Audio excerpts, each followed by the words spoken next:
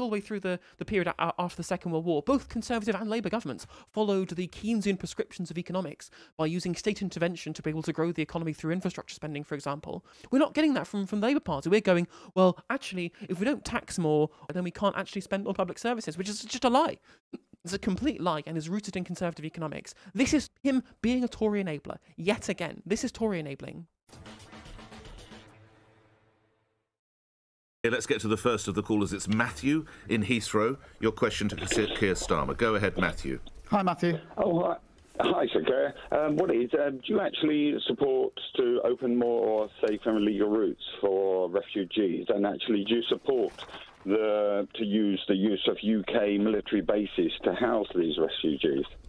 Matthew, just taking those 2 points. Firstly, on safe routes, yes, in the right circumstances, I do. So, for example, when the Taliban were closing in on people in Afghanistan who had been working for the British in the summer of 2021, we were desperately, through safe routes, trying to get them out. And some of my team in everyone who's coming from Afghanistan should be given a safe and legal route. Everybody. Which people do you think are not at threat of persecution by the fucking Taliban? Why does it only have to be people who've served near our fucking military? I mean, at least, again, so half-measured here. Like, at least he's admitted, right, that having the ability for people to be able to have a safe and legal route is something they should do, and then to massively caveat it by saying, well, it's only this tiny minority of the tiny minority of asylum seekers who are coming to the UK from the Middle East. Only a tiny minority of that tiny minority should be allowed that safe and legal route, for example. I mean, obviously, I think the caller has asked a completely different question to the one that he's actually asking here. Because, you know, if you actually had the time on this show to properly have this discussion with Keir, you would. My question would be: what do you support? Safe and legal routes for Eritrea, for Sudan, for Yemen, for Iran, Iraq, etc., etc. Like, you know, Kurdistan, for example. Like, you know, even kind of Turkish Kurdistan. Like, we should be accepting refugees from that area as well, because the things that the Turkish government are engaging in Turkish Kurdistan is nothing short of political repression, quite frankly. So we should be giving legal routes to all these people. Why is it only this massive subset of a subset of the people fleeing the Taliban that should be allowed a safe and legal route there? It doesn't make any sense. I mean, maybe I'm going to get nixed by jumping in too early yet again, but we'll see, we'll see. True, Afghanistan is not the Middle East, it is Central Asia. I always get confused because culturally, it's kind of closer to... it's kind of closer to the Middle Eastern countries, but it's technically... ethnically closer. No, rather, it's ethnically closer to the Middle Eastern countries, but it's culturally closer to the Central Asian countries. My office were helping get them out. These were people who've been interpreters for our armed services out there. Some of them have been prosecutors, working, in fact, with some of the people that I was working with as prosecutors, and we were desperate to get them out. And if you remember, Matthew, there were those awful scenes where the last plane left, and the Taliban... I mean, the fact that you can't really particularly pin down where or not Afghanistan should be in terms of our different groupings of countries in Western Asia just shows how shitty a job the British Empire did of properly choosing where the borders should be. Not that we didn't just mash up a bunch of Pashtuns and Tajiks up into one place without understanding the kind of ethnic and cultural ties of that area, but, you know, if we're going to list stupid things that the British Empire did, we might be here for quite a while. The Tories did a similar thing to the Gurkhas. The Foreign Office still has a colonial mindset. True. You're right, Viv. How you doing? Closing in, not everybody had got out, and that was a real problem. So in the right circumstances, of course, there need to be safe routes. And I think everybody would agree with that. On the basis, which is a slightly different problem, Matthew, which is what do we do with the number of people that are here that are in... To be fair, Black Mufu, he was asked about safe and legal routes and about the boats as well, so he needs to answer both halves of the question. So I'll give him some leeway on that. But the problem is that, you know, will the safe and legal routes be from Sudan, Eritrea, all those places when, you know, and Yemen, for example, when he's not actually answered that question? He's essentially saying that only the worthy who've served alongside the UK military in Afghanistan should be given those safe and legal routes, when the whole point of the safe and legal routes is that the fact that there are people who have seeking asylum and refugee status from all over the world, right? Loads of different countries. There are humanitarian crises all over the fucking world at the moment. Look what's happening in Kivu in the Democratic Republic of the Congo right now. Now, I'm not saying loads of those people are coming from Kivu to the UK. They really aren't. There's more people coming from Eritrea and Sudan if they're coming from Africa. But, you know, why should those people not be given a safe and legal route when actually, you know, every single person who wants to claim asylum seeking status should be given a safe and legal route? That's how you make sure that you stop the boats. Again, I will say this for the 1000th time until people get it completely clear. Obviously, people in my stream will all know, but people watching the clip that I put up on YouTube later on, it's important to understand. It does not matter whether you think that we should be lenient or strict with what we will count as a successful asylum claim. But whether you think we want to accept loads of asylum seekers or far fewer asylum seekers based upon perceived severity of their potential persecution, it doesn't matter where you lie on that scale, right? If you want to stop the boats, you have to open safe and legal routes for literally everybody so they can all go into the queue to claim asylum in the UK. We have a properly funded asylum system so that their claims can be heard quickly, and then the decision gets made. Doesn't matter what you believe, how you believe that decision should be made, but that's how you get to a position where the boats stop coming, but you break the demand by having safe and legal routes for literally everyone who wants to claim asylum. That's literally the only way that you stop this, by breaking the demand. In limbo because they haven't had their cases processed. Well, we've got to find somewhere to house them, and I think that simply using more and more hotels is something which is unsatisfactory, and we need to find a better solution. The problem, Matthew, as I see it, is this, that the processing of the claims is nowhere near fast enough. And Matthew, if you can believe this, then, or you may know this, but of all the people that have arrived by small boats in the last year or so, only 1% have had their claims processed. That is unforgivable from the government. I want to stop small boats. I don't want anybody making that crossing across the channel. But to get that done, we need to crack down on the criminal gangs that are running this show, that are putting desperate people in a desperate situation. But we also... Okay, so how do you break the demand for the gangs? How do you break the demand for people wanting to cross the channel because there are no safe and legal routes?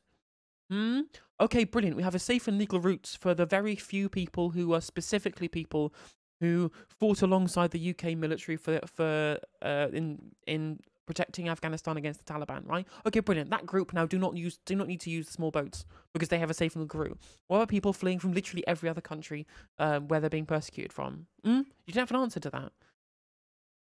Also need to process those claims a lot faster. And just on the point, Matthew's point of using a base such as RAF Scampton, would you support that? Well, the government's got to look at as many alternatives as it can, although I think it's going to run into this problem, Nick, that wherever it chooses, there will be a local reaction. And in the end, it's the symptom of the problem, because the problem is that the government is nowhere near fast enough in processing these claims. I hear that, but there are tens of thousands of souls who do have to be housed. So £6.5 million a day is what I read the current cost. Would Labour support for the temporary use? And I hear what you say, expediting the process, which makes your figure of 1% is truly shocking. But in the meantime, using bases in Kent and Lincolnshire. I think it's inevitable that we need to use temporary basis, Nick, but temporary and unsatisfactory. Viv, you'll know more about this than I do. During the new Labour years, for example, and we also had a high number of asylum seekers and refugees because of all of the continuous interventionism we were doing, in Western Asia, for example. When people's asylum claims whilst they were in limbo, whilst their asylum claims were being heard, were they being housed in hotels as well? Or were they people who were in like Yarl's Wood, or was it a mix of the two, or what was it? Because it would be incredibly ironic if they were all being housed in hotels whilst their asylum claims were being heard, even if they're being heard quickly. I'm assuming that's not the case. I'm assuming it was mostly places like Yarl's Wood, but, hotels to me seems better, theoretically, than, concentration camps in old military bases, for example. But obviously, Keir is right in saying that the big issue here is the lack of asylum processing that's leaving people in limbo for months on end. But you can't say our government is shit at processing asylum claims as a justification for sending tens of thousands of people into camps, right? because the root problem is process the claims more quickly. Matthew, thank you for your call. Keir is in Brighton. Keir, go ahead. Hi, Keir. Hi. My name's Keir, and I'm a junior doctor, and I have been for the last 14 years. Right, we stand the junior doctors. Let's fucking go. Is it misguided to think that if you're a politician, you have Sir, Lady in your title, you don't represent the working class? I mean, quite frankly, I think the most the most tangible representative of the working class we've ever seen is the Knight of the Realm that is literally the leader of the Labour Party at this point. But you know, how dare you? How dare you slight the good name of Sir Keith Starmer, KC, given that he grew up in a pebble-dashed semi and his dad was a toolmaker? Sorry, if you're I know you're American, Jason, and you might not understand the reference that I'm making here, but he because he knows that he has this perception as being out of touch with working class people, because he's a literal knight of the realm.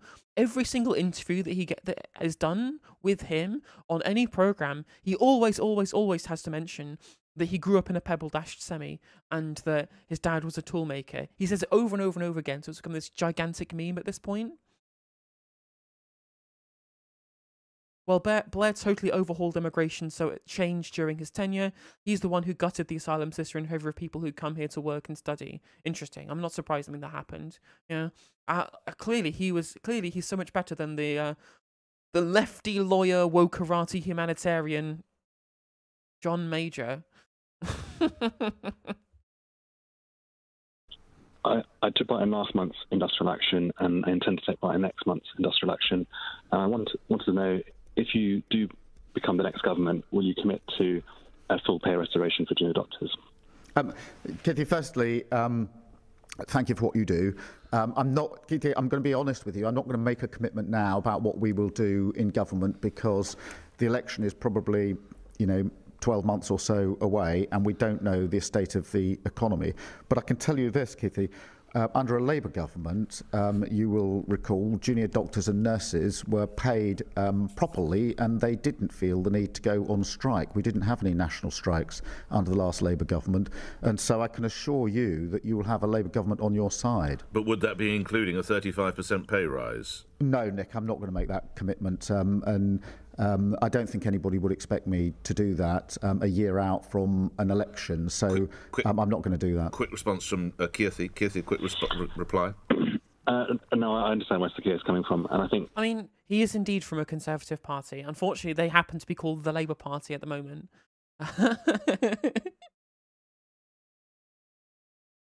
I'll be honest with you, doctors. We'll not say what we're going to do because we like to sit on the fence. Well, yeah, that's the gigantic issue here, is that he doesn't want to... The thing is, well, actually the problem is that a load of people will think that what Keir is saying here is, I don't want to say that I will give you a pay rise because then I'll get monstered in the right-wing press. Well, actually, what he's really saying is, I don't want to tell these people that I won't give them a pay rise because that will actually make me look poor as far as the public is concerned. Because there is overwhelming public support for every single NHS worker that is striking for better paying conditions. The overwhelming support, right? There is wavering support for people like train drivers, for uni lecturers, for Royal Mail workers, but that support has not dropped at all for the NHS staff on strike. They are overwhelmingly supported with a supermajority of public opinion polling. And Keir does not want to specifically say, because he's a neoliberal and a monetarist, that he believes that we cannot afford to give junior doctors a pay rise because he knows that will make him look bad in front of the public, because he is a neoliberal. That is his policy, that's his political platform, and he doesn't want to admit it because he knows that it will be electorally unpopular given the widespread support for junior doctors, nurses, ambulance workers, paramedics, etc., etc. My only sort of plea is to understand that junior doctors currently going through medical school sort of develop an enormous amount of debt. It's no longer a sensible... And again, it's just... Because you've got to think about it, right? We all know, right? If we've been watching my stream for a long time, we all understand that what Keir is doing is literally saying whatever it takes to win the election. He does not care how much he lies, how much he is completely duplicitous, how much times he bends reality, or goes back on things he's previously said or breaks pledges. He fundamentally does not care about looking as somebody who is sincere or trustworthy at all. He will literally wants to say anything and whatever it takes to win the next election. He does not care about anything other than winning the next election. It's very clear that that's the case. So when you look at something, for example, like the junior doctor strike, where there is overwhelming public support, if all you cared about was winning the election, you would back the NHS staff striking wholesale. You would back them wholesale and to the hill. You would get the public rallied around you and saying, the Conservative government has crushed wages for our key workers in the NHS, right? If we were in government, we would be the ones giving them a proper pay rise, giving them pay restoration. We are the party of the NHS. We're the party of nurses and doctors and ambulance crews. The Conservative Party, the enemy of the NHS workers who are currently on strike, and that's why they've given them a paltry pay offer. And then you'd immediately have optics galore. You'd win over the entire public by being the party of this fabled, essentially national religion that is the National Health Service, as it should be. It's incredible. It's the legacy of the Labour Party. And you've got to think he must have an incredibly, really good reason for why he won't do that, given how obsessed he is with winning the election. And the only reason can possibly be is because he doesn't want to give them a pay rise. So he has to not talk about it. He has to not talk about it. Blair also pioneered the whole send them to Africa thing. His nation of choice was Tanzania, but the plan didn't get through. Love it. Love it. Brilliant. Fantastic. Exactly what I want to see. You know, I keep telling people that New Labour are garbage, and people won't believe me. He's just leaving us all wondering what they're planning, and that he supports people's needs. Whoever wins the next election, it'll be a guessing game as to what comes next. True. But you know, you can get attacked by the right for offering a pay rise all you want, Donny Marco. But you know, as long as you have the public on side when it comes to the election, that's what matters. Career choice for many people to leave with £100,000 of debt after 6 years. Yeah, Keith, I completely understand that. And one of the things that we're going to have to do is bring in reforms. I want more doctors and nurses, and we want double the number coming through the system. But the send them to Africa, to Liberia, wasn't it about refugees and asylum seekers, though? That was just about black people in general. So that was markedly worse, right? I mean, it's not a competition between which racist policy is worse, but if I was going to choose a policy to be more racist, like sending black people back to Liberia because their natural home should be in Africa, not the white countries, is marginally more racist than send away the people from the wrong countries arriving as asylum seekers because they're using the wrong mode of transportation. If I was going to pick one of those two positions to be more racist, I'll go with the former, but they're both bad. Just like in America, Starmer will fight people to his left harder than people to his right. It's incredible just how much further right than Joe Biden Keir Starmer is being. In that Joe Biden will pay lip service to... What Joe Biden will do is pay lip service to the left whilst governing as a centrist. And Keir Starmer just attacks the left while paying lip service to the right and then governing as a right-winger. New Labour was really a precursor of the terrible laws currently happening. Yeah, very, very true. I mean, it just shows us that, you know, the Conservatives won the argument in 1980s. Not just about the economy, but on social policy as well. And so much so that, you know, a bunch of the... I mean, so many of the problems that we see today are just a result of poor New Labour policy. But if I went onto this tangent, we'd be here forever, and that's a story for another video. But we've also got to reform. And I'd encourage you and any of your colleagues to work with us on this, get in touch with us, because we need to, if we're going to ensure the NHS is fit for the next 75 years, then we've got to make sure that we reform it and look at those issues. So please work with us on that. Do you mean contact your local MP or the parliamentary candidate when you say work? Is that what parliamentary candidate or Nick, with your permission, we'll follow up directly and I'll get my office to be in touch. Keith, talk to one of my colleagues, and in a related story, in the last few minutes, your team probably haven't had time to pass this to you yet, Sir Keir. The National Education Union has announced that teachers in England have voted to reject the government's latest pay offer. 98% of those who voted against the deal. To remind my listeners, you'll know, Sir Keir, the offer was a one-off £1,000 payment for this year and a 4.5% pay rise for next year. Sir Keir, within the last few minutes, a reaction if I can? Well, I'm disappointed because I want to see this resolved. Obviously, it's back round the negotiating table now, but I'd urge both sides to compromise and to come to an agreement as quickly as possible. We're coming in, you don't need reminding of this with young children. See what I mean, right? He could literally come here and say, I mean, whatever, 98% to 2%, that's a good enough margin as far as I'm concerned. But he can't even bring himself to say that the government are at fault here and not the literal fucking doctors of the NHS, right? The medical staff of the NHS it's both sides here. As far as Keir's concerned, there are very fine people on both sides of this pay dispute. No worries, Jason. I'll catch you later. The Nazis consider them and send them back to Africa plan with Madagascar. Yep, that's very true. That's very true.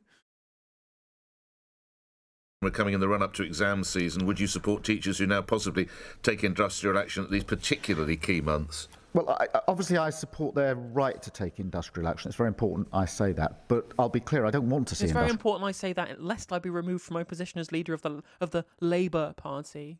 Action, and that's why I want the government around the table resolving this. It is possible to resolve these disputes, and the sooner the government gets on with that, the better. All right, thank you for that. Let's go to more of your calls. Graham in Bushy. Graham, you're on the radio. Go ahead.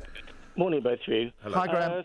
So Keir, Rosie Duffield said recently that you haven't spoken to her since September 2021, despite being harassed and abused regularly by your own MPs and Labour Party members. Harassed and abused is code for being disagreed with on the Bird app, basically. Doesn't matter how much Holocaust denial that she's engaged in, because she's done that, right? She liked a tweet from Graham Linehan, which was literal a Holocaust denial tweet. And you might be saying, no, Justice, there's no proof that it was Holocaust denial to say that trans people weren't actually systemically murdered in the Holocaust. Well, au contraire, it turns out that someone in Germany, the place which is probably the most knowledgeable of the specific events of this period, outside of maybe Israel, has literally prosecuted someone for Holocaust denial for doing literally that. Oh no, the poor transphobic MP of waging her campaign of hate against an embattled minority. She is the real victim here for having people disagree with her on Twitter. Oh no, she's been the cancel culture mob. And Keith, stop leaving me on red. True. Is this the correct way to treat a female Labour MP who has faced such continued abuse? Well, Graham...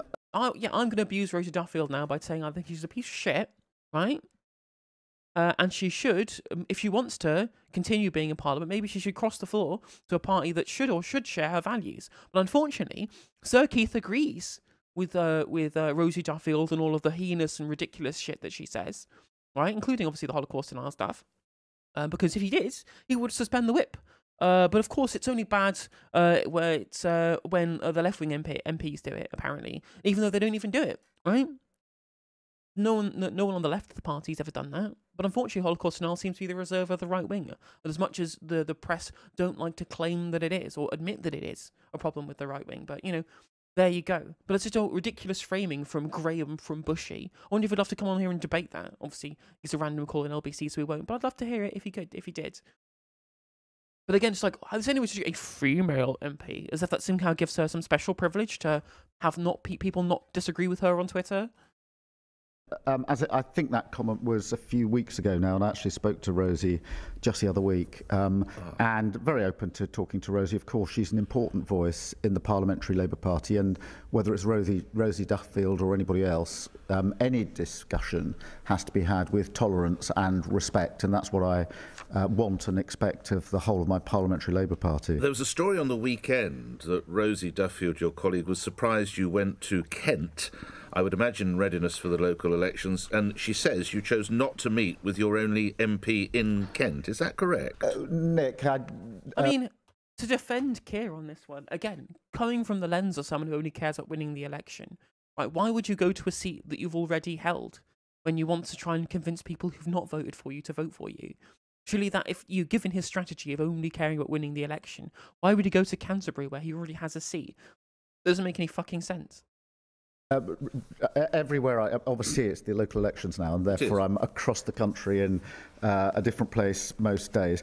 What the practice we've got, it's straightforward, whether it's Kent or anywhere else is, you notify the MP in the constituency you're visiting, and that's what we do, and the local leaders, etc. That's absolutely standard practice. So, and I will talk to Rosie about this, and obviously see if there's any additional issues. But there was nothing unusual about that particular visit. As we go rushing around the country, we always contact the constituency MP, but not the county MPs. That's just standard practice. Okay, so there's no snub in here in any way, shape, or form. No, and you know, I hope Rosie knows that I'm very happy to have a discussion anytime. All right, Graham, thank you for your call, Sarah. This is the problem, right? Is that this is not the first time that we've had continual discussions, endless, completely nonsensical discussions with Keir Starmer's opinions, specifically around trans people, right? And this is another, like a thousandth instance of him just accepting the Conservative narrative wholesale.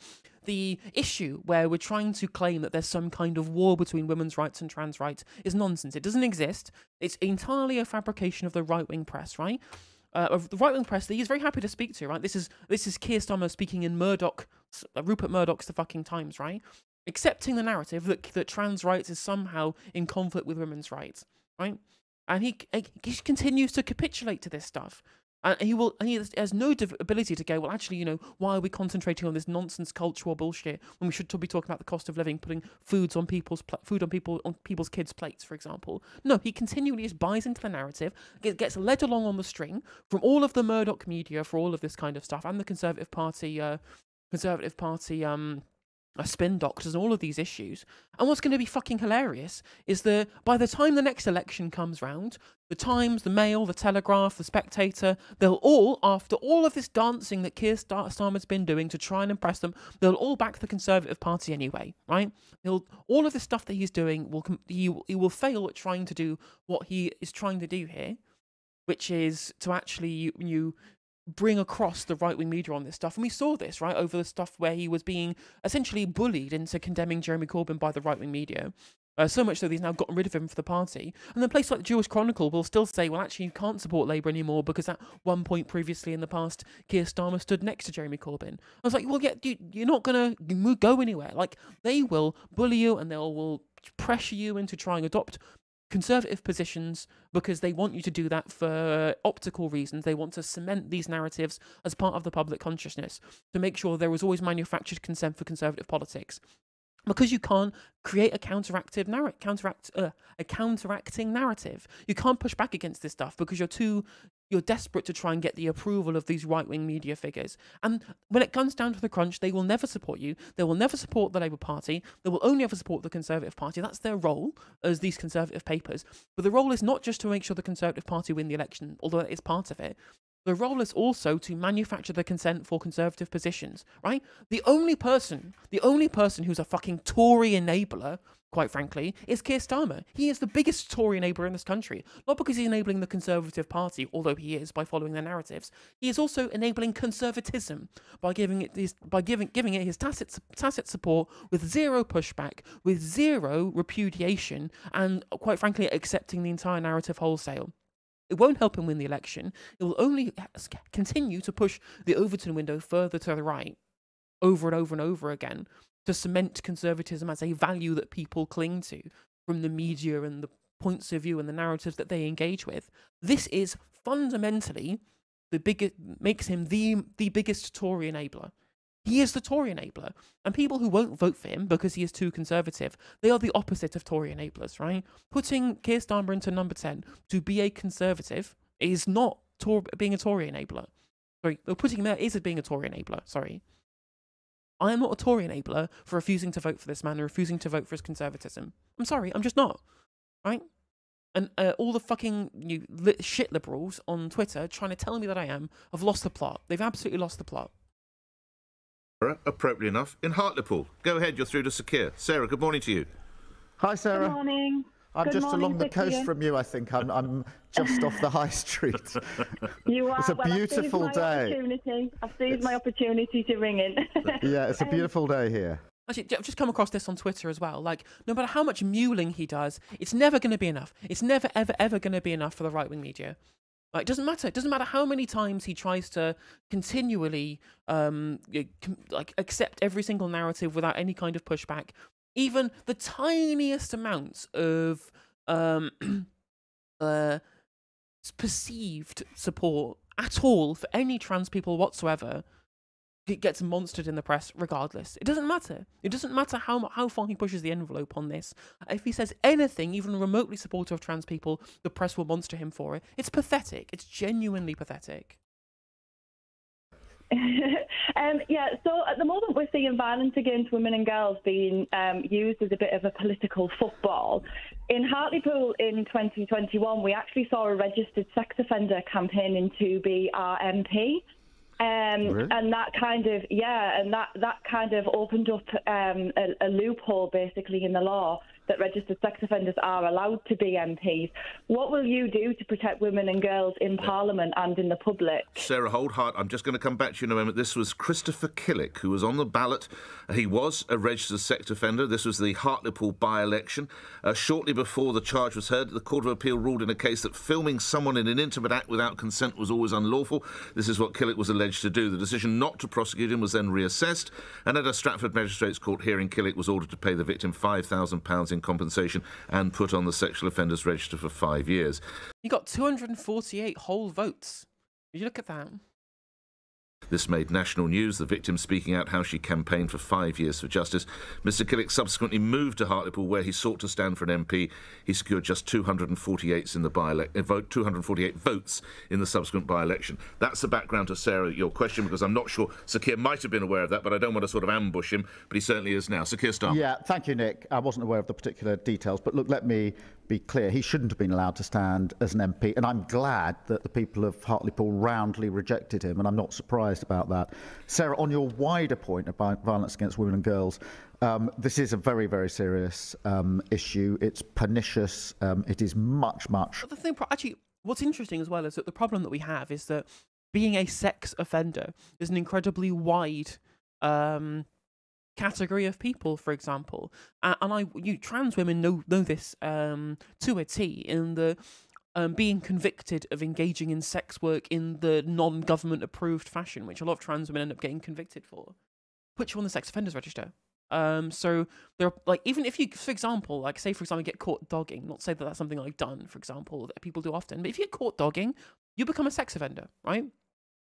Is that as bad as someone who engages in CSA or a rapist, for example, or sexual assault? Obviously it isn't. But should that preclude you, if you've been caught dogging, from running for office, right?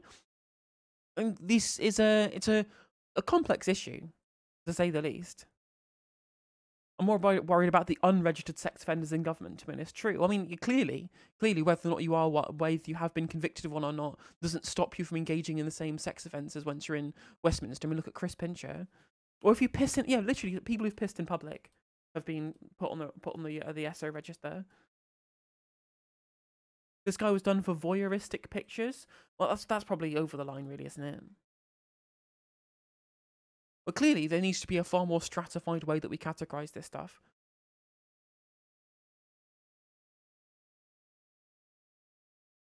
Wider than most people think, and I spent a lot of time when I was Director of Public Prosecutions working with others to try to get to grips with violence against women and girls. Did you hear that? He was Director of Public Prosecutions.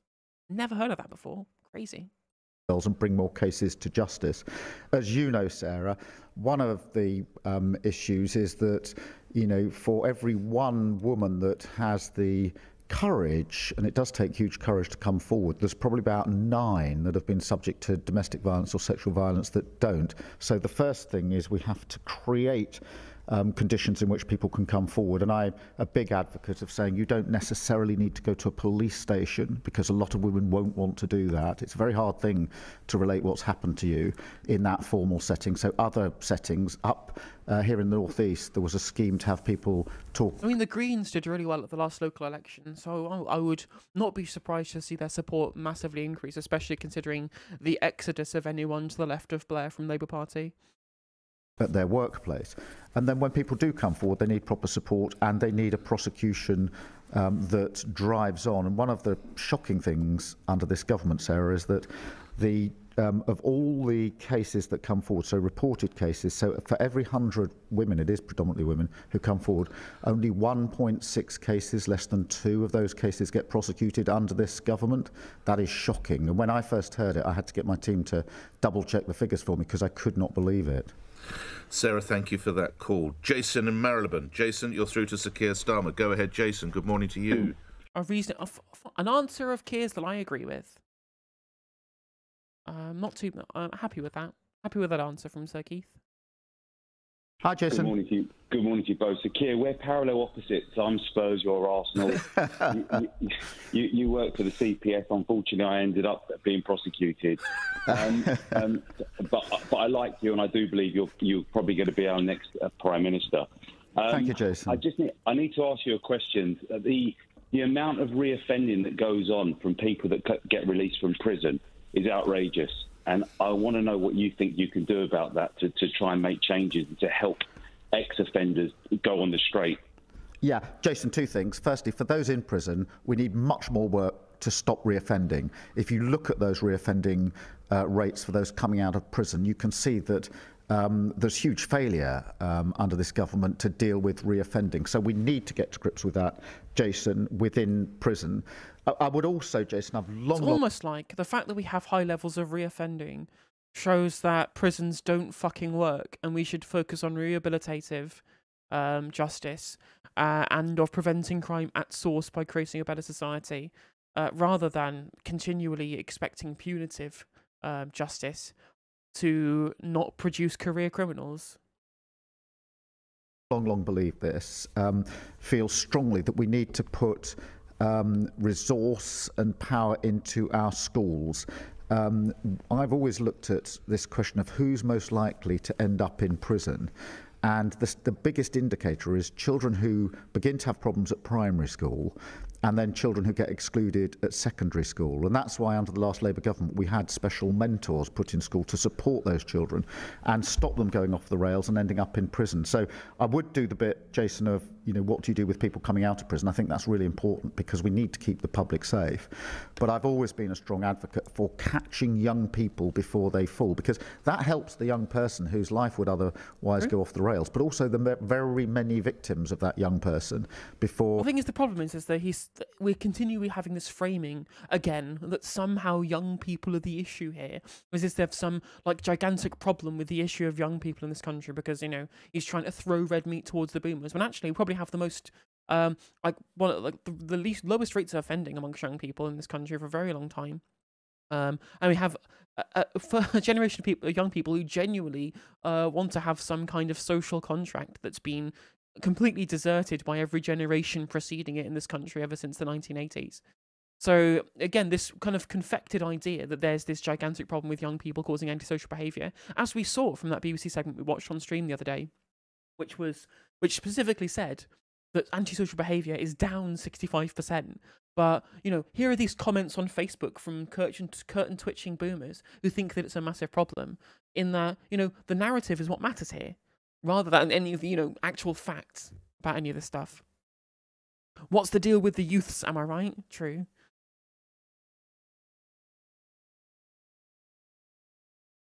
Like the system in Norway has been shown to work with the rehabilitative justice there. Yeah, exactly. There's a hilarious TikTok. There's a guy on TikTok, all he does is compare Norwegian prisons to UK student accommodation. It's very funny. Or he or she ends up in prison. So put your money, your resource, your decision-making into your schools. That's why Sure Start, the sort of things that the last Labour government were doing. Every time! Literally every single fucking time. It's always, the only thing that Blairites will ever say is think how good the Blair government was because of Sure Start.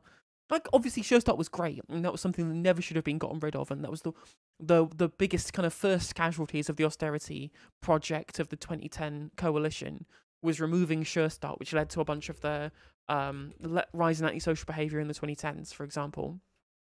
But it's interesting that out of, 13 years of Labour rule, the thing they always come back to is just Sure Start, right?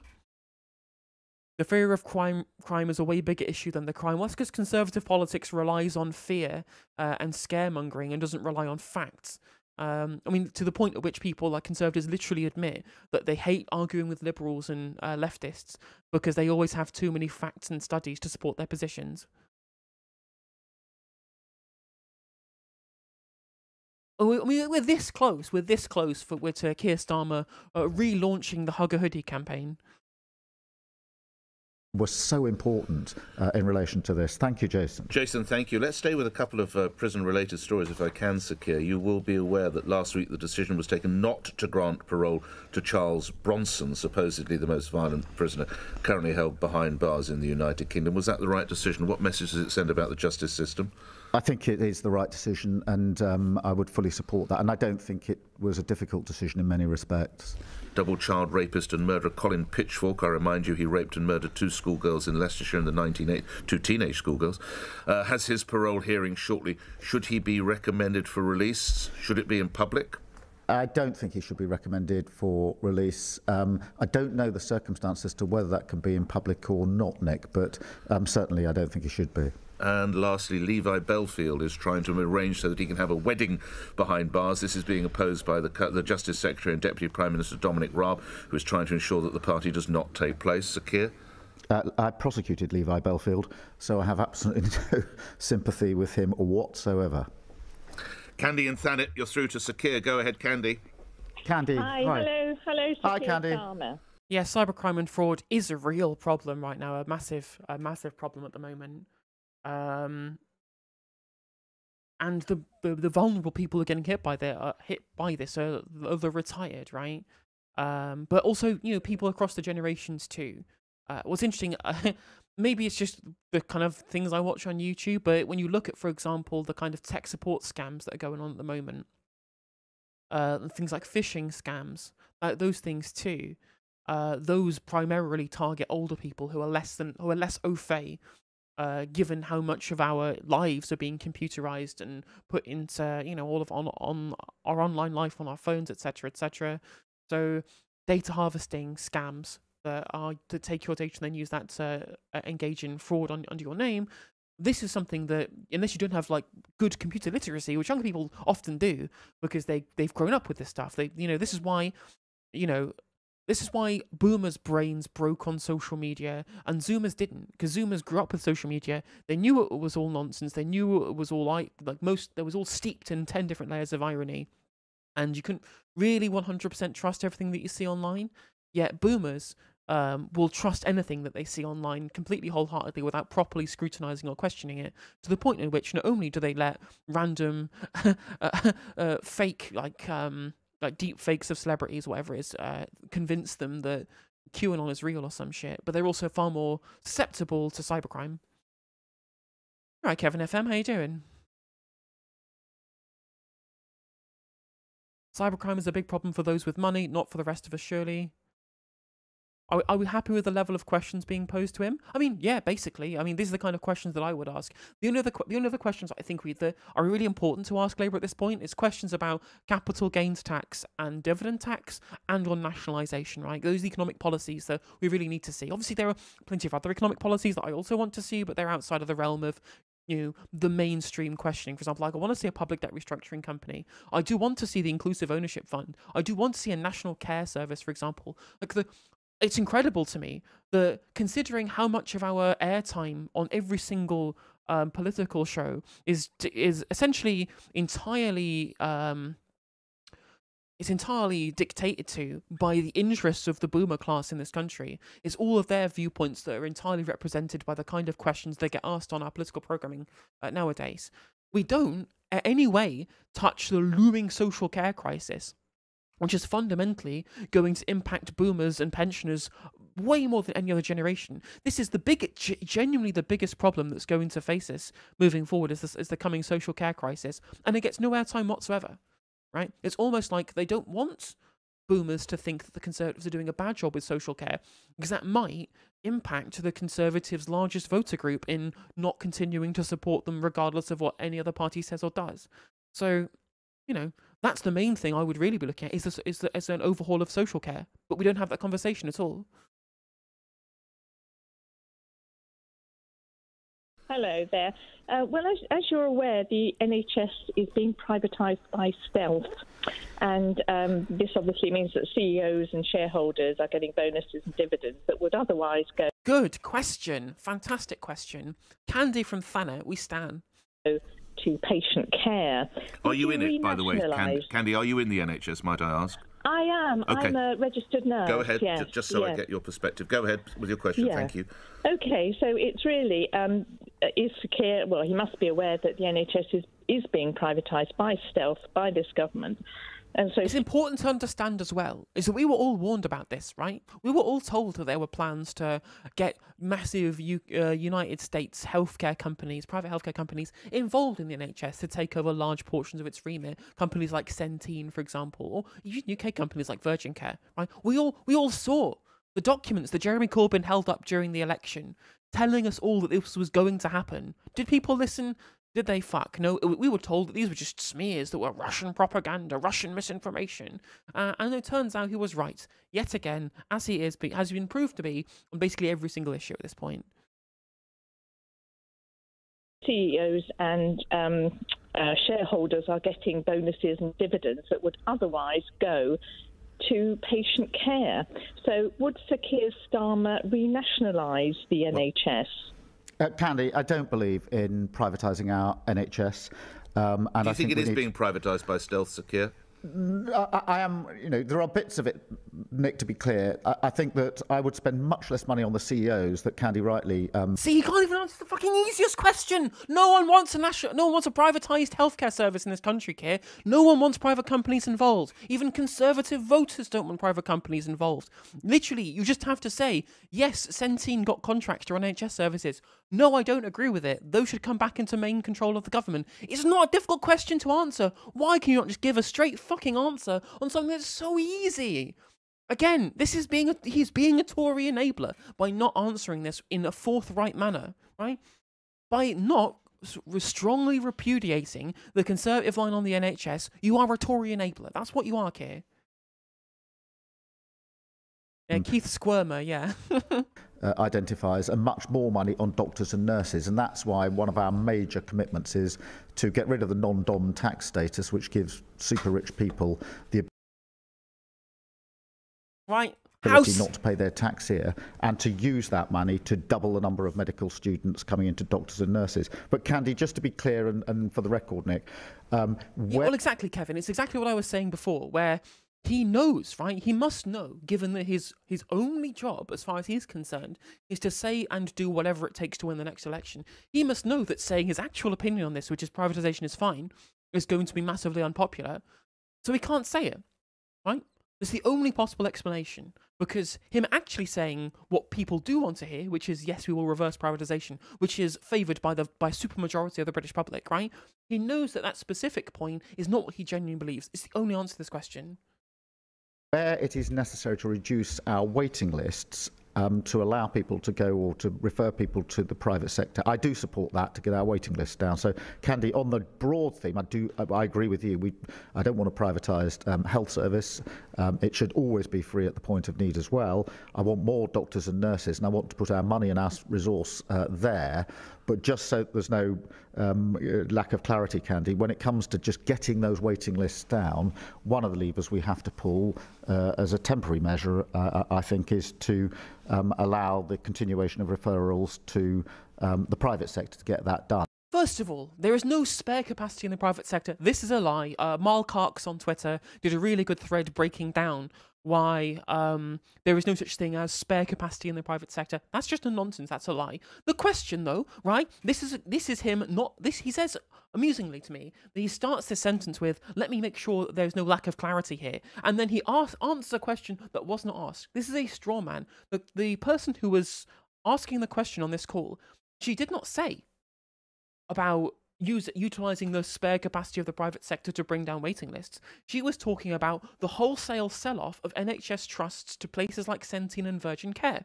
That's what she was questioning about, the stealth privatisation of the NHS. She wasn't asking about utilising spare capacity theoretically in the private sector. This is not what she was asking. She wants those trusts that are currently under the ownership of Centene and Virgin Care to become back into centralised control of the government. That's what she was asking, and you're refusing to answer. This man is making me going to go with fucking insane. Oh. Jesus Christ. This is infuriating. The private sector is quite fond of using NHS facilities for private work. There's not a lot of extra facilities to be pressed into use. Yeah, 100%, 100%, right? I don't agree with privatising unless we do it with the stealth tactics you explicitly called out, and I don't respect you enough to think you'll notice me saying this. Literally 100%. You must think the people who are watching this are genuinely stupid.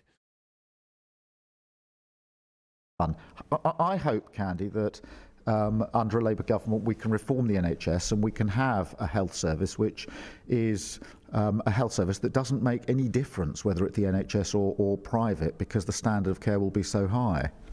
Candy, thank you. A couple of email questions, texts or tweets. Ken in Kent. We've had another nightmare down here with the port of Dover. If Labour came into power, what would Sir Keir do about it? Can he accept this is all down to Brexit? What does he say, Sir Keir? Ken, Again, looking forward to the inevitable knots that he's going to twist himself in to try and claim that this problem, which is definitely being exacerbated by Brexit, is in no way related to Brexit whatsoever, even after, in his run-up to the leadership campaign, explicitly saying that he wanted to defend freedom of movement. It's going to be fun. Let's watch. I would plan. I think, firstly, for the families trying to get out, I know it's slightly got better this morning, but I suspect Thursday may be bad again. You know, the frustration, families who want well-earned holidays trying to get over the border out of Dover. We've had this before. We had exactly the same last summer, exactly the same last Easter, and a lack of planning. And of course, Brexit has had an impact. There are more checks to be done. Now, you know, that doesn't mean that I'm advocating reversal of Brexit. I'm not. I've always said there's no case now for going back in. But once we left, it was obvious that what had to happen at the border would change. Whichever way you voted, that was obvious. Whichever way you voted, you're entitled to have a government that recognises that and plans ahead. And yet again, we've got to the first big holiday of the year, and we've got queues, to the great frustration of many families trying to get out to have a well-earned holiday. And I think my message to the government, their message would be.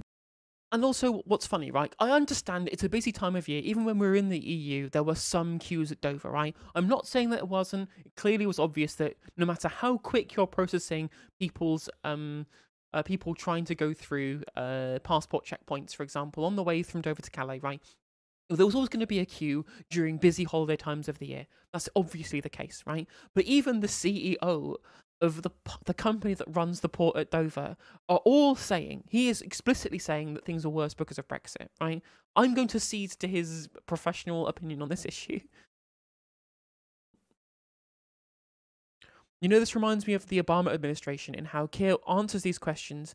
Deep down, he supports conservative ideals, and the idea of reform that he has in mind seems to be privatisation and making things worse. It's almost like liberal dog whistling for people who understands what he says. Yeah, 100%, 100%. Get a grip.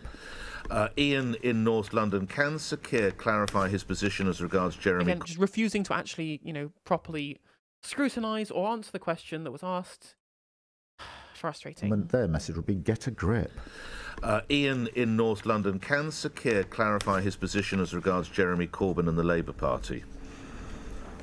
Ian, I think and hope that my position is very clear. Jeremy Corbyn will not stand as a Labour candidate at the next election. That's a decision of the Labour Party's National Executive Committee of 2 weeks ago now. So as we go into the next election, Jeremy Corbyn will not be a Labour candidate. What's your personal relationship towards him, Sir Keir? Oh, I haven't spoken to Jeremy Corbyn for 2.5 years now. So is he a friend? Was he a friend? No, I mean, as I say, I haven't spoken to him for 2.5 years. In 2020, he was a friend, Sir Keir. Well, I worked with him, Nick, as you know. You literally said he's a friend and a colleague. Where's the fucking clip? I'm gonna bloody find it. Where is it? This is the one. This is the clip that we all wanted. Jeremy Corbyn, who led our party through some really difficult times, who energised our movement, and who's a friend as well as a colleague. There's literally him saying, Jeremy Corbyn is a friend as well as a colleague. Like, how many lies does this man think he can keep telling before we notice that he just is a serial liar, that he's just completely incapable of not being dishonest? Again, he must think that we're all idiots. And that we can't just go into the Wayback Machine and find literally any of his comments. Given that in 2018, he said that he regretted and he shouldn't have engaged in the chicken coup in 2016 they tried to do to depose Jeremy Corbyn as leader before he was re-elected as leader with an even greater majority they did in the first round. Well, let's just run through it. I didn't vote for him in 2015 when he stood as leader. I wanted him to stand down in 2016. He won again. I haven't spoken to Jeremy Corbyn since I seized power from him and destroyed his public image deliberately. I again didn't vote for him. But I did take the view that we needed an effective opposition and that I shouldn't just walk off the stage. Right. But in January 2020, quotes, Jeremy Corbyn is a colleague, he's a friend, he's led us through some really difficult times in the Labour Party. Yeah, he's not a friend. He did, yeah. I mean, this is, to be fair, the kind of the base level that I should be expecting from British journalists at this point. But quite frankly, it's amazing that we've managed to even get to this point where my expectations are so low. Even reading an MP's words back to them, for me, feels like special dispensation towards actually asking MPs questions about their own hypocrisy, right? Obviously, Nick Ferrari will never do this to a Conservative MP. He should be doing it to both. But what he actually should be doing is continually getting him to admit that he's lied here, right? Or he's changed his position. Or that he was either lying then or is lying now. Whatever answer Keir gives to this question, it should be pressed. It shouldn't be allowed to just give a non-answer to this question. But I'm fully expecting, crucify me if I'm wrong, is that Keir will give a non-answer and then he won't be pressed on it by Nick Ferrari. Because, Nick, very straightforwardly, tomorrow is the 3-year anniversary of me being leader, and the very first thing I said, Nick, when I became leader is I would root out anti-Semitism by its roots. I apologised for what had happened. And I asked for those that had been most hurt by what had happened in relation to anti-Semitism simply to give me the space to show what I could do. I didn't think I could ask them for their support. Okay, first of all, the move to remove Jeremy Corbyn as the ability to be to be the MP for Islington North constituency, that motion in the NEC did not mention anti-Semitism once. It talked about losing the last election. It didn't mention anti-Semitism at all, probably because you don't want a court case trying to prove that you think Jeremy Corbyn's anti-Semite when he obviously isn't. So if that's the case, why are you talking about this? And if you do genuinely believe that Jeremy Corbyn is as an anti-Semite, so therefore cannot be a constituency MP for Islington North, why was he ever your friend? Why was he ever your friend, even in 2020, at the height at the height of the anti-Semitism smears? Why was he your friend then, but not now? Given that apparently, if he was a massive anti-Semite, you would have known at that point too. Strange, it's a bit of a strange one, that Keir. Again, I don't expect Nick Ferrari to press him on this, but we'll see. Let's let them both continue. I said, give me the space to show that I mean what I say. I meant what I said, and that is why Jeremy Corbyn lost the whip when he responded as he did to the terrible report on anti-Semitism that we had. And why the report that on Article 10 of that same report specifically gave special dispensation to ensure that MPs could always be able to criticise the perceived scale of the anti-Semitism problem within the Labour Party. Again, not the scale of the severity of the complaints, but of the severity of the overall problem within the Labour Party as a whole, right? The HRC report explicitly in Article 10 says that specifically, right? But apparently that's not good enough, Sir Keith. Apparently that's not good enough at all. And even then, nothing about the HRC report was included in the motion for the NEC that barred Jeremy Corbyn as standing for a candidate for Islington North. And this wasn't the question. The question was, why was he a friend in 2020 and not a friend now? Or are you just a liar? When I won't stand as a Labour candidate. And he was never a friend. No, not in the sense that we were, went to visit each other or anything like that. I worked with him as a colleague, but as I say, I haven't spoken. You said friend as well as a colleague, Keir. Friend as well as a colleague, and Nick's just read the quote out to you. Do you think we're morons? Jeremy now for 2.5 years. Joe's in Exeter. Joe, your question. Yep. And again, no ability to question any of this by Nick Ferrari. Nothing. Just allows Starmer to wax lyrical about a question that wasn't fucking asked. Oh, it's just infuriating. Oh, it's genuinely infuriating. He said he would root out anti-Semitism, then he fired one guy and declared victory because that's how social problems work. Don't forget, Sundry Clank, I didn't just expel Jeremy Corbyn. He also expelled loads of Jewish people for not holding the determined party line around the actions of the State of Israel. Because that's what anti-Semitism is. It's when Jewish people do not prescribe to the single the single worldview that they are permitted to allow to hold as a member of an ethno-religious minority. Good morning, Sir Keir. Hi, Joe. Hi. I just wondered if you would consider renationalising the water companies in order to save our beautiful rivers from pollution. Joe, I think it's one of the things I've looked at is water nationalisation, because I think for many people there's a deep concern about what's happening with water, not just the prices, but also in relation to pollution into our rivers and into our beaches. Joe, that renationalising water costs a lot of money, and at the moment the economy is badly damaged, and I'm conscious that... That's not how economies work! Fucking hell, Keir. You have a government, you have a central bank, right? These companies are shelling out hundreds of millions of pounds in shareholder dividends. These companies are profitable. The waterways are profitable, right? This is a profitable industry that we have at the moment. I quite frankly, all of these water companies have been fined over and over and over again for failing to adhere to their remit as private contractors of their government. There is clearly plenty of precedent here to nationalise them with no compensation whatsoever, and that would be my position, right?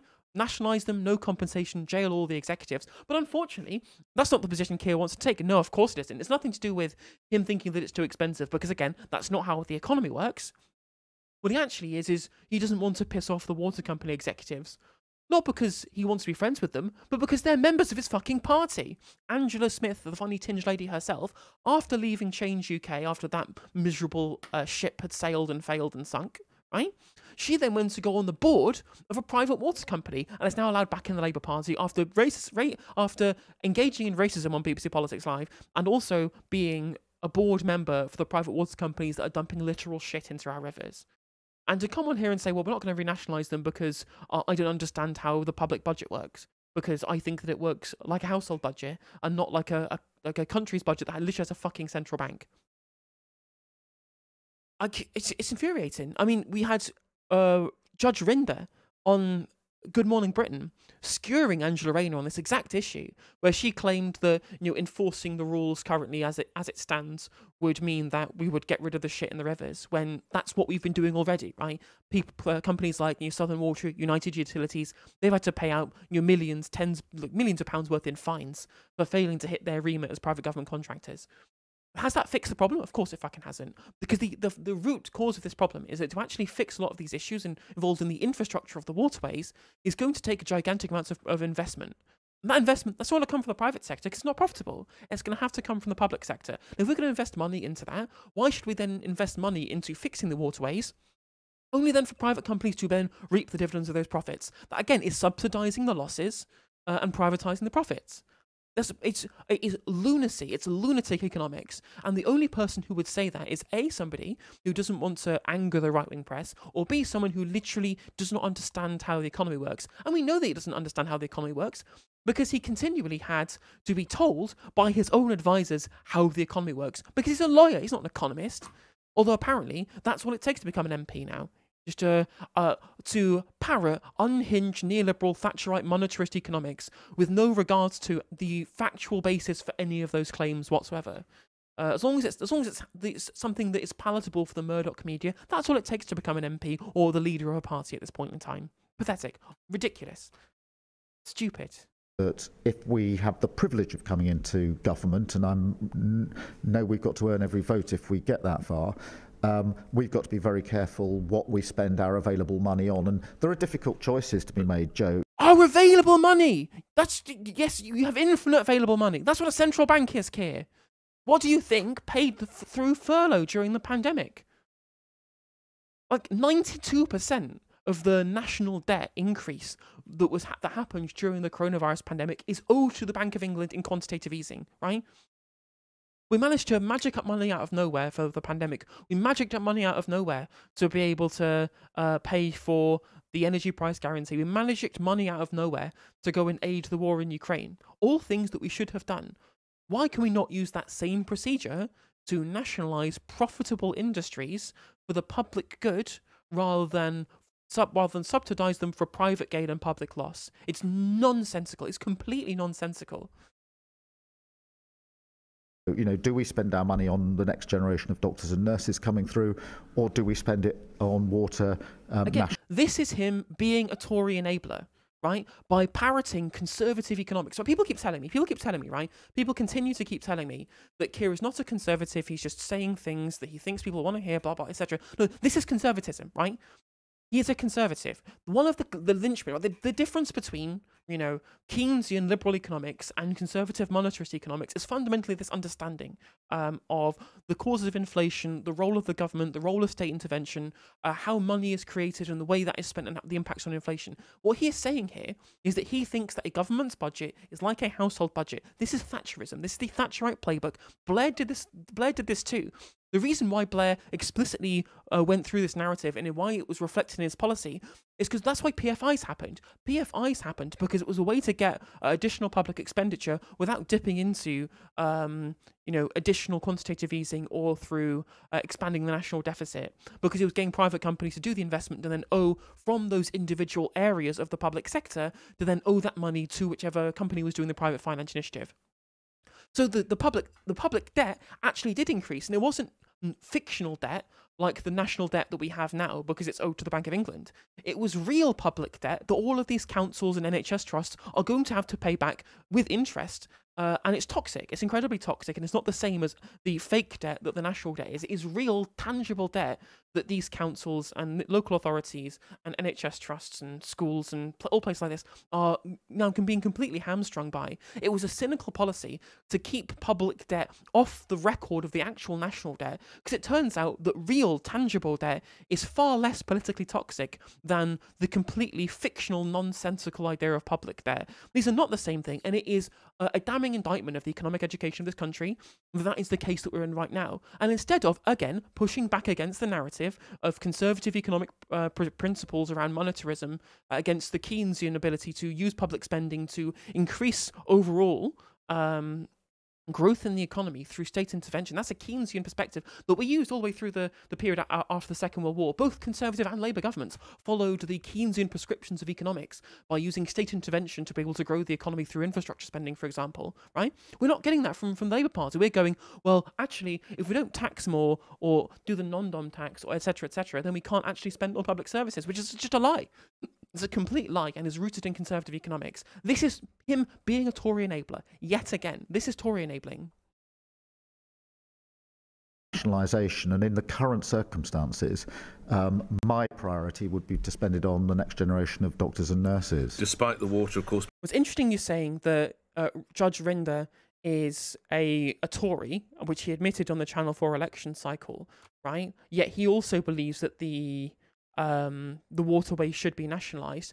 It's interesting you should say that, given the fact that if you look at these poll results from We Own It, if it will load, Conservative voters, 68%, support public ownership of water. Yet again, a supermajority of polled Conservative voters want publicly owned water. Right? This is a supermajority. These are wholesale massively supported public issues, right? Again, like what Phil from A Different Bias was saying on that clip we watched yesterday, saying that that the left in this country are out of step with everyone else's opinions. No, this is public opinion. Like renationalising water, mail, rail, energy. These are all massively supported by a supermajority of the public. All the stats will tell you, not just Labour voters, but Labour voters, but Conservative voters too. They all believe this stuff, and the fact that neither party puts on the books is a damning indictment of the failure, the gigantic failure of our democracy in this country. At genuine, like catastrophic failure of democracy. Being extraordinarily high and the quality being lamentable in many places. Oh, it's got to be improved. I completely agree with that, Nick. The quality, the price, and what's happening with sewage. Yes. This government's turned our rivers and our coastlines into open sewers, and that is disgusting for many, many people. Joe, thank you. John in Hornchurch. John, you're through to Keir Starmer. Go ahead, John. Hi, John. How you doing? Keir, obviously, last week the report came in regards to children as young as 8 being strip searched by the police. I've got a twofold question. One, as Prime Minister, what are you going to do about this, and what steps do you take to eradicate this, for me, this form of child abuse? And two, how do you re-engage with the black community, because it's their children that are being negatively targeted justify the actions by the police. So what would you do as Prime Minister? John, look, I'm not in favour of strip searching children as young as 8, save in highly exceptional circumstances, of which I can't think what they would be, to be honest, at the moment, John. And in relation to your second community, we have to restore faith in all communities, including the black community, in policing.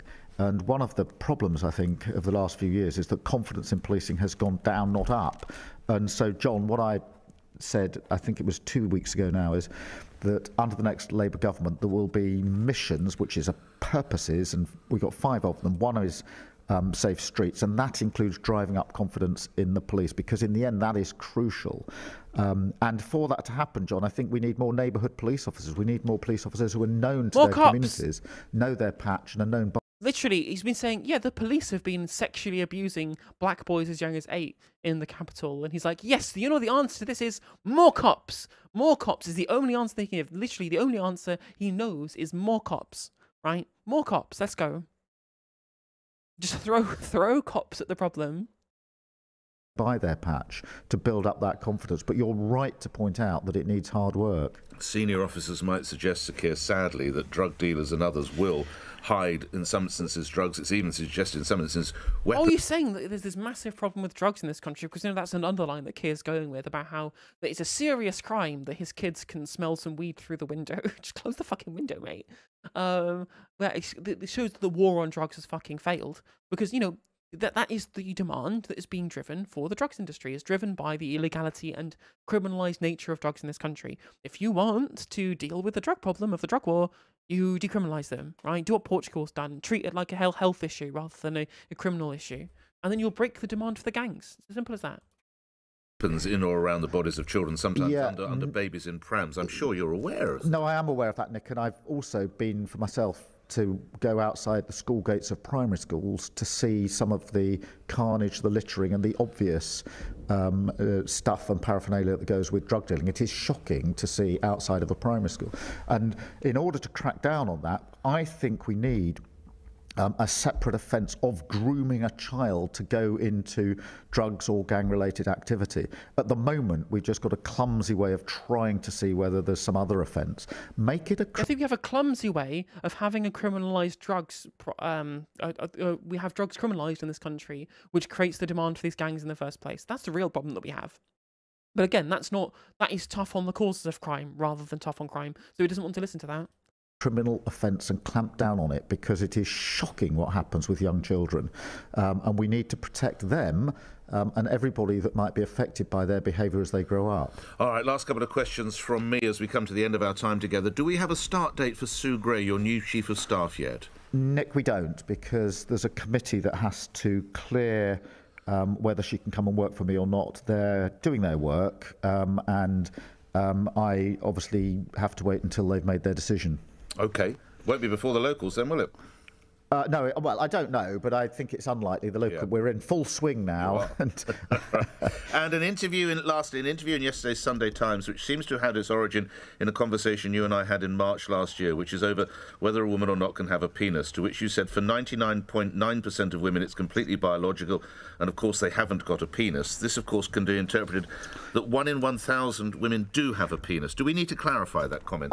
Nick, no, we don't need to do that. What I was trying, Nick, to create... This is entirely a problem. There's the fabrication of the conservative media apparatus, right? People like Julia Hartley-Brewer and Hadley Freeman and Sonia Soda. Obviously, you say, oh, Hadley Freeman was in The Guardian, so Sonia Soda's in The Observer. Yeah, they're both conservatives. Both of these outlets, both of their positions on trans people are conservative. It's a conservative opinion. I don't give a shit, right? All these people in these conservative media outlets, like people in The Spectator, like Alex Massey, whatever it might be, right? These are the people who are driving this continual narrative because they fundamentally want to eradicate trans people. That's the goal as far as they're concerned, is get us as trans people out of society. I'm fully convinced of that now, right? The fact that these people refuse to even acknowledge the fact that they are their movement is being joined by legitimate Nazis and fascists.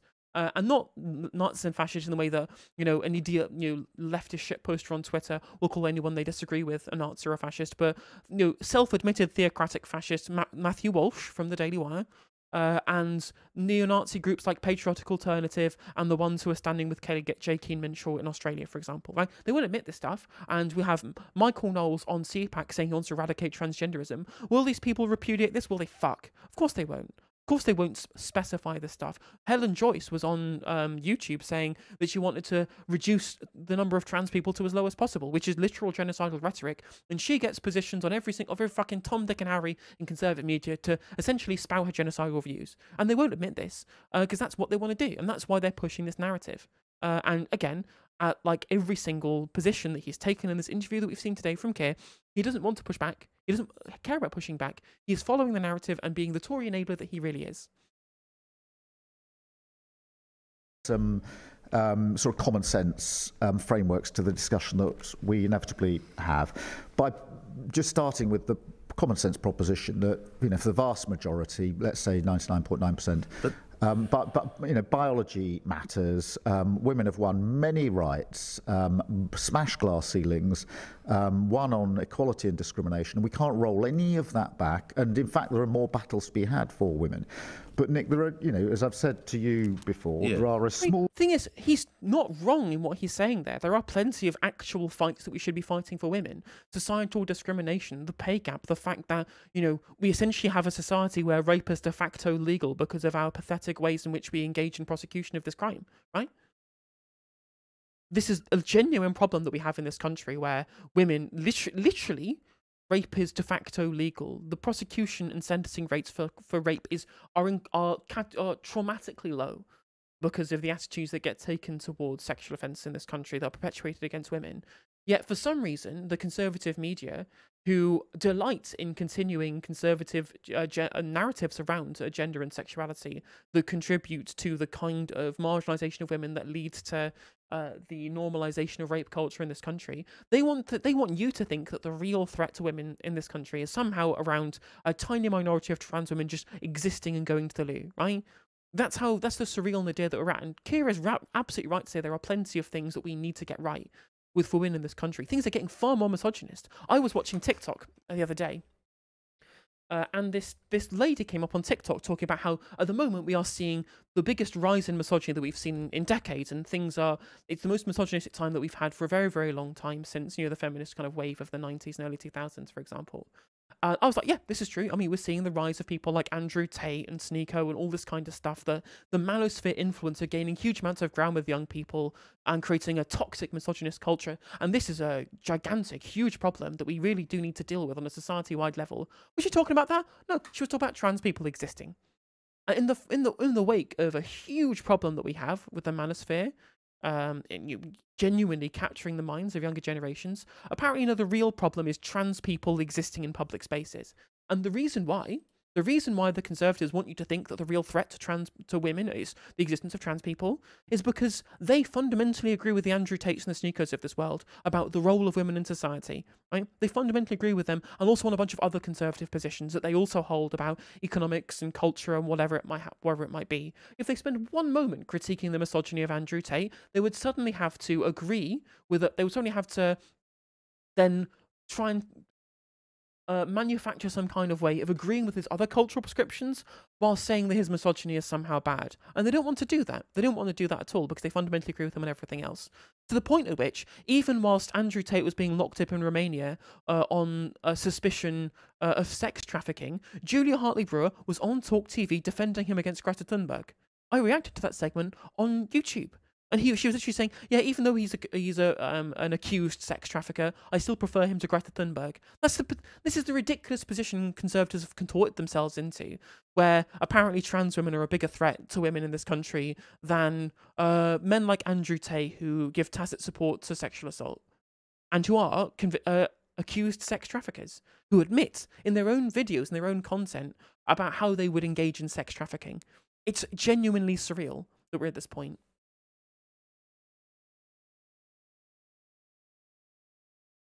Minority of people but not who one in do 1,000, Keir.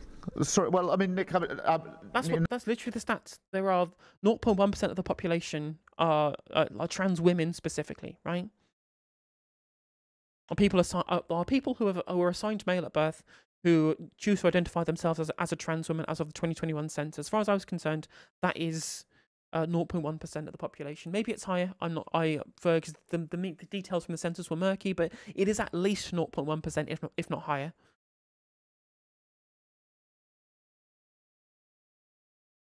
So glad none of my younger brothers don't agree with the manosphere garbage. As the oldest brother, I have to go all the way down to Georgia to bonk them on the head about it. Yep, definitely. 99.9 was just the general sense, the vast majority. You can put whatever description you like on it, but there are, vast majority of women. This is biological. It's very straightforward. We must never roll back women's rights. But I'm not prepared to ignore the fact, and I know you don't either, Nick, that there are a small number of but people nothing like as high as that, Sir Keir. Nick, I'm not quarrelling with you on the numbers. I wasn't meaning to make a particular statistical But when a transgender point. campaigner says Sir Keir needs to climb down off the fence if he's to win a general election, that's Debbie Hayton, how would you respond? Of all of the trans people that he uses to make this point, he uses like the one who is essentially giving credence to her own genocide. What the fuck? Like, and you look at how cloaking the language is there. He literally says a transgender campaigner, Debbie Hayton, without saying what side she's on or saying about what her particular viewpoint on this one should be. And making it seem like, by caveating it with transgender, that she is somehow on the side of trans people when she is explicitly not. I'm losing my mind on this stuff. Well, Nick, what I'd say is I'm trying to set out a common sense, respectable, tolerant position in which we can advance a key debate. But the other thing, Nick, I'd say is this, and I don't know what proportion of your listeners call in on this, but as we go around the country campaigning, I talk to thousands and thousands and thousands of people, and they want to talk to me about the cost of living crisis. They want to talk to me about the fact they can't pay their bills. They want to know what they're going to do about their council tax. Almost nobody is talking about trans issues, and I do sometimes just wonder why on earth we spend so much of our time discussing. Okay, clearly, I mean, for what, this is the only time during this interview he's done the thing that he should be doing. He should be doing this all the fucking time. He should literally be saying, this is, actually, I would be calling out specifically, this is cultural nonsense being driven by people who want to make people angry through fear and scaremongering. And what we actually need to do, and quite frankly, what we should be caring about, is the real problems facing this country, which is a cost of living crisis where people can't put food on the table for their kids, right? This is the first good answer that he's actually given for this whole bloody segment. Discussing something which doesn't actually, isn't a feature of the dinner table or the kitchen table or the cafe table or the bar. Okay, final question, nothing to do with that if you've time. Mike in Cheshunt, can you put it in one sentence if you would, Mike, please? Go ahead. Hi, Mike. Morning, Sir Keir. Will you commit to putting in the Labour Party election manifesto you will scrap dangerous all-lane running smart motorways and reinstate hard shoulders? Thank you, sir. I'm obliged to you for doing it in a sentence. Sir Keir. We've already said it should pause. I think all of the safety issues are so concerning. Pause isn't scrap, of course, Sir Keir. No, it isn't, but I think pause in the sense of we can't go on like this, Nick. You've long championed this, and Mick as well. We've seen the safety problems with these schemes, so we need to look again at them, in my view. Enjoy the sunshine of Hartlepool and Seaton Carew. Good luck with your campaigning. Sir Keir Starmer from Labour. Thank you, Sir Keir, for your time. And congratulations, 3 years. What's your standout memory of the last 3 years, Keir? Oh, turning the Labour Party around, and the fact that... Fuck off, Keith. Right, that's enough. Hate him. Please like and subscribe. Click the bell. All that jazz.